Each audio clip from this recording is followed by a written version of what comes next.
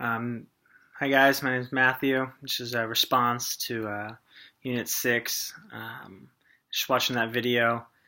Really, I don't know, it was really good, really eye-opening, and just really made me appreciate just the things I have and the things that I take for granted. Electricity, water, roof over my head, a bed to sleep on. I think it was really good just to watch and just to be reminded of um, how better off I am um, compared to most of the world, and even just the aspect of man, I take so much things for granted, and it's crazy to be reminded of that. It made me think of when I had an opportunity to go to the Philippines a couple years ago, I guess 4 years ago, and I had an opportunity to live out in a couple huts out in the mountains with some of the village people, and just I did it with a Bible translation project. But being out there was crazy. I didn't have electricity.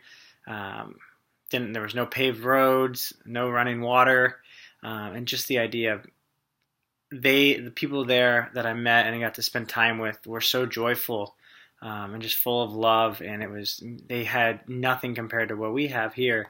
A couple big stats that stood out to me is 1 in 3 people don't have clean water, and how important water is to society. I mean, food is important, but having access to fresh water and fresh clean water is so essential, especially as we're going through a physical education masters, and just the importance of having water to build muscle and to stay healthy.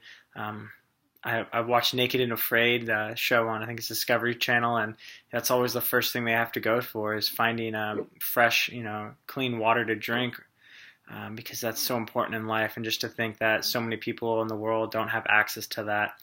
And then same with electricity, internet. I mean, those things we take for granted here in the United States and first world countries. But I think it's important just for us to realize, wow, like there's so many things I have that others don't have, and I still complain about, I don't have the best car, or I don't have the fastest internet, or I've got an iPhone 5, and there's people with iPhones, 6s and 7s and all that jazz, and it's like, oh my gosh, like let me take a step back. And thank the Lord for what I have. I've got this house. I've got a car that gets me to and from work because I do have a job that pays more than $2 a day. So this is really great video just to kind of restart, the process of thanking the Lord for the things that I have that I often complain about or tend to overlook.